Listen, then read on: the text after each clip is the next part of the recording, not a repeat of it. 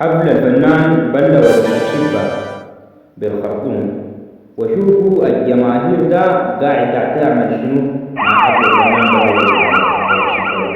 الحفلة دي ما فيها أي حاجة، أنت داير تعمل شنو كده؟ ورينا بس داير تعمل شنو. شوفوا يا جماعة، أحد الجماهير عمل عملية ذاتها ما عملية، دي شيء حي ذاته مو معروف جنوبه، تفاعل هستيري. يا أخي ده كلام شنو يا جماعة؟ شاهدوا الفيديو ودونا رأيكم.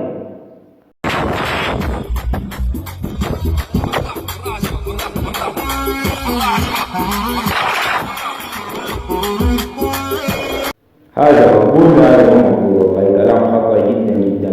نحن عاداتنا دي مع عادات لازم نصلحها، ولا عادات تقدم مجتمع سوداني زي ده. العالم وين ونحن وين؟ نحن حاليا بنطير وننجح في شنو، والعالم حاليا بيطير مع الشيوعية. يا جماعة ما كلام ده، يا جماعة توبوا إلى الله سبحانه وتعالى وحسنوا أعمالكم، ورمضان جاي وشوفوا الحال بحصل شنو في الحفلات دي. هذا ما كلام ده، وحصلت كثير وكثير، لكن نتكلم عنها المرة الجاية.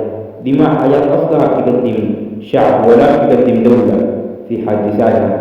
نحن لازم نقوي بلدنا بمحاربة السلبيات الظاهرة على مجتمعنا والفواحش اللي قاعدين نعملها دي حاجة لازم ما تجي.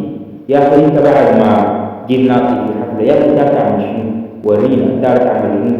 الشيء تعال يا أخي يدعوك يشيلوك يدعوك زي الأولى. يا أخي أنت ما تحسب نفسك يا أخي، أنت كإنسان أدي نفسك عظمة، ما يلي زي ده. أدي نفسك عظمة، خليك إنسان راعي من ضمن الجماهير اللي تدعو ورا شغلتك دي. لكن ما شغلة يا صاحبي، والله ربنا يهدينا ويهدي الجميع. لكن حالنا ده والله حال سيء جدا جدا، ما حال تقدم أي دولة. والشيء الثاني، يا أخي أنت جيت لي حفلة، لو جيت شارك أو ما شارك تلتزم محلك وتلتزم بالقوانين. إذا دار تشيل الصورة ما تشيلوها صورة زي دي، دار تصور مع الفنان تعمل معاه ذكرى، لكن ما في صورة تيجي تعاير بعد. لو دار تشيل منه ذكرى صورة، استعجل من الحرس اللي قدامه، يستعجل منه هو بيسمح لك، أو لو الحرس ما سمح لك هو بيسمح لك برضه كمان. ما في حاجة تمنع زي ده. لكن انت عمليتك دي ما عملية بني آدم مسلم كده بعمل عملية زي دي. تعال يا روزا قول له أنا عايز منك ذكرى، لكن ما تشيل بصورة زي دي. والله يا جماعة عالمنا ده مشي ليه حال ذات ما حال.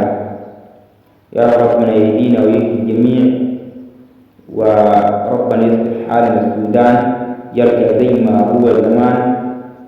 ياخذ سؤال الحفلة دي هي فيها شنو لما انت بتعمل زي ده؟ هستيريا كده أول شنو يا أخي؟ لو مشيت قريت لي قرآن كده واستفدت منه أحسن من تعمل زي ده. وانت لو قالوا لك قرآن ده وما عاد تعمل زي ده، والله تمشي تهرب منه، ما عاد تسمع له كلمة. لكن بقى حفله ويوقع وهو التسيفية أي زي ما داير. لكن يا أخي والله شغلك ما شغلك. ربنا يهدينا ويهدي الجميع.